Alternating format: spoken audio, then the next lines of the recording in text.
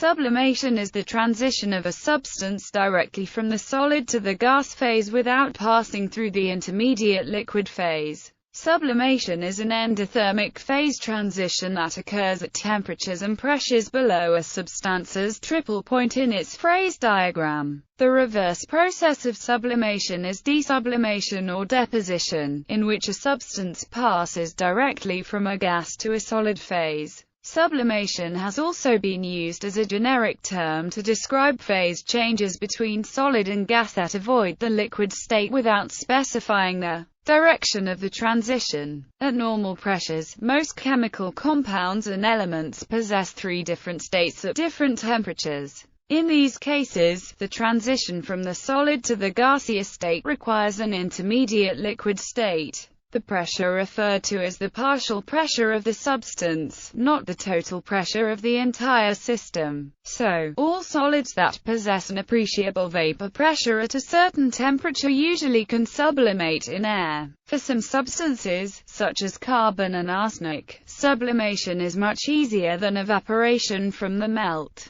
because the pressure of their triple point is very high, and it is difficult to obtain them as liquids. The term sublimation refers to a physical change of state and is not used to describe transformation of a solid to a gas in a chemical reaction. For example, the dissociation on heating of solid ammonium chloride into hydrogen chloride and ammonia is not sublimation but rather a chemical reaction. Similarly, the combustion of candles containing paraffin wax to carbon dioxide and water vapor is not sublimation but rather a chemical reaction with oxygen. Sublimation requires additional energy and is an endothermic change. The enthalpy of sublimation can be calculated as the enthalpy of fusion plus the enthalpy of vaporization. Examples: carbon dioxide. Solid carbon dioxide sublimates everywhere along the line below the triple point at atmospheric pressure, whereas its melting into liquid CO2 can occur only along the line at pressures and temperatures above the triple point.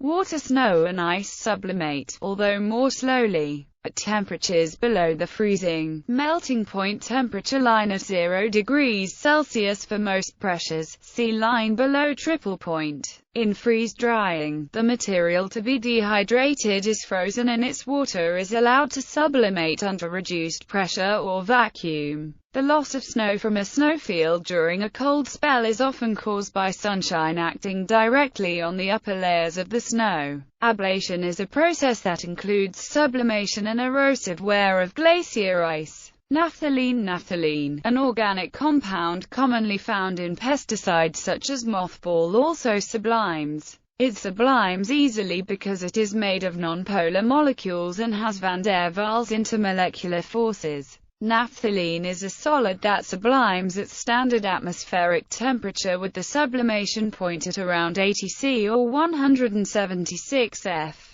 At low temperature, its vapor pressure is high enough, 1 mm of mercury at 53 C, to make the solid form of naphthalene evaporate into gas. On the cool surface, the sublimated vapor will be solidified to form a needle-like crystal. Other substances. Iodine produces fumes on gentle heating. It is possible to obtain liquid iodine at atmospheric pressure by controlling the temperature at just above the melting point of iodine. In forensic science, iodine vapor can reveal latent fingerprints on paper. Arsenic can also sublimate at high temperatures. Sublimation purification. Sublimation is a technique used by chemists to purify compounds. A solid is typically placed in a sublimation apparatus and heated under vacuum. Under this reduced pressure, the solid volatilizes and condenses as a purified compound on a cooled surface,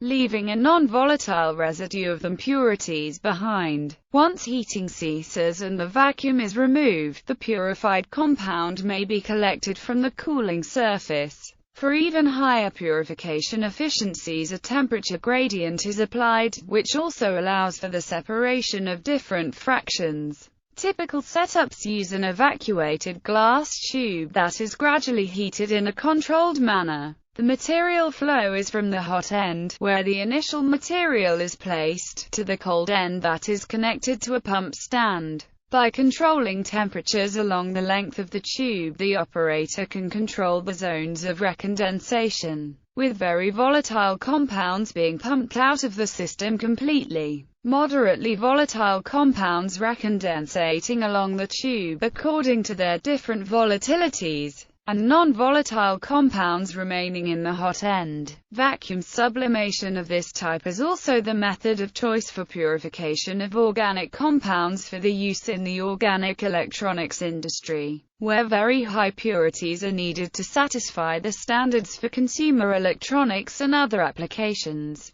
Historical usage. In ancient alchemy, a proto-science that contributed to the development of modern chemistry and medicine, alchemists developed a structure of basic laboratory techniques, theory, terminology, and experimental methods. Sublimation was used to refer to the process in which a substance is heated to a vapor, then immediately collects as sediment on the upper portion and neck of the heating medium, but can also be used to describe other similar non-laboratory transitions. It is mentioned by alchemical authors such as Basil Valentine and George Ripley, and in the Rosarium Philosophorum, as a process necessary for the completion of the magnum opus. Valentine, in his Triumphal Chariot of Antimony, makes a comparison to spagyrics, in which a vegetable sublimation can be used to separate the spirits in wine and beer. Ripley uses language more indicative of the mystical implications of sublimation, indicating that the process has a double aspect in the spiritualization of the body and the corporalizing of the spirit.